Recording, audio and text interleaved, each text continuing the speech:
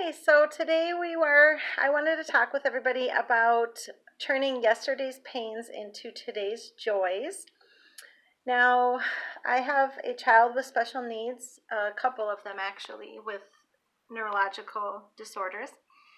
And yesterday we got a new diagnosis. I was not ready for this. I thought it was going to be that his symptoms of not being able to walk were just maybe side effects of his meds and that this would go away. And we found out that's not the case. And I won't apologize for yesterday because, I'm going to stay true to me, and no person knows how they would deal with the grief of having a child with severe medical illnesses unless they've been there. And so, but I will say that I'm thankful that I was able to quickly turn yesterday's pain into today's joys. And I wanted to talk about how we can do that. And basically, grief is very hard for anybody, whether it's the death of a loved one or if it's, having a loved one fall into addiction of any kind that is self-sabotaging and self-destructive. Anybody who has a family member with a severe illness, the grief is very hurtful. I would say raising a child with special needs and severe medical issues is grief at its finest. And that's because as a mother, as a parent, we love our child so much with everything that we have, fathers too. And to see them hurt and see them go through surgeries or go in and out of the hospital, see them not be able to enjoy things in life that we thought that they would, just to go through that grief over and over and over, day in and day out, is very, very hard. And nobody knows what it's like unless they're there. And I don't wish that upon any of my friends or family.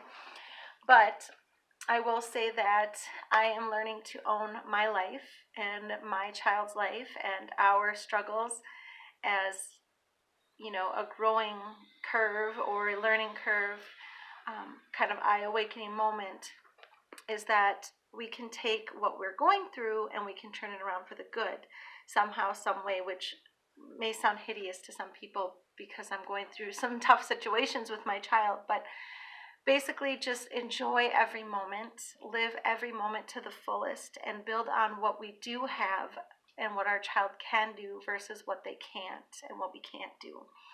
So I'm using my coffee mug today, enjoy every moment, and it reminds me to do that. And so today that may be going outside and playing for 5 minutes with my child, 10 minutes, whatever it may be that he can do, rather than focusing on the fact that he can't play outside for an hour like everybody else or 2 hours or what have you.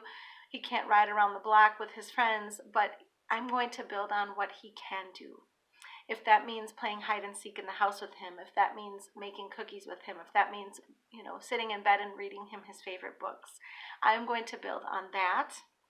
And also feed ourselves. One thing that I do and one thing that we can do when we're going through any life situations and grief is feed ourselves the positive versus negative. And I do that by reading my books, Jesus Today, every single day, sometimes more than once. And Letting Go by Melody Beattie, great book. God Will Carry You Through, another great book by Max Lucado. And I happen to have a Nar-Anon daily devotion that I read, which is phenomenal. And it's because I have another very close family member, actually more than one, that have addiction illness, and that's very painful as well. And there's a lot of grief attached to that. That's a different video. But anyways, I just wanted to share with you that we can turn yesterday's pains into today's joys. Choose what you want to feed yourself. Have a great day. God bless.